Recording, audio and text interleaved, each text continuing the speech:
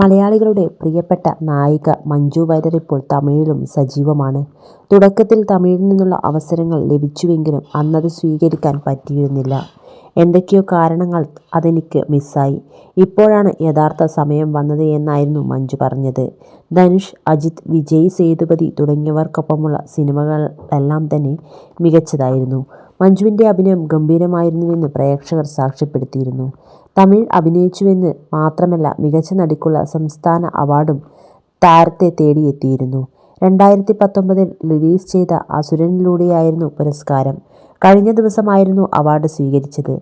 ആദ്യ തമിഴ് സിനിമയ്ക്ക് തന്നെ അവാർഡ് ലഭിച്ചതിൽ സന്തോഷമെന്നായിരുന്നു മഞ്ജുവിൻ്റെ പ്രതികരണവും. സ്കൂളിൽ ആദ്യമായി പോകുന്നൊരു കുട്ടിയുടെ മാനസികാവസ്ഥയാണ് തൻ്റേതെന്നായിരുന്നു അന്ന് മഞ്ജു പറഞ്ഞത്.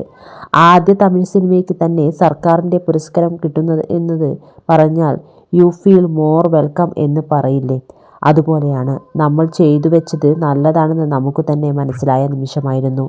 റിലീസായ സമയത്ത് തന്നെ മികച്ച വിജയമായിരുന്നു നേടിയത്. പുരസ്കാരം കൂടിയായപ്പോൾ ഒത്തിരി സന്തോഷം. തമിഴ്നാട്ടിലെ ജനങ്ങളോടും സർക്കാരിനോടും നന്ദി പറയുന്നു. ഈ ചിത്രത്തിലേക്ക് എന്നെ ആദ്യം വിളിച്ചത് ധനുഷ് സാറാണ്. അദ്ദേഹത്തിനോട് നന്ദി പറയുന്നു. വെട്രിമാറൻ സാറിൻ്റെ സിനിമയിൽ അഭിനയിക്കാൻ ആഗ്രഹം തോന്നാത്തൊരു സംവിധായകൻ കാണില്ല. അദ്ദേഹത്തിനൊപ്പം ജോലി ചെയ്യാൻ ഭാഗ്യം ലഭിച്ചതും ഈ ചിത്രത്തിലൂടെയാണ്.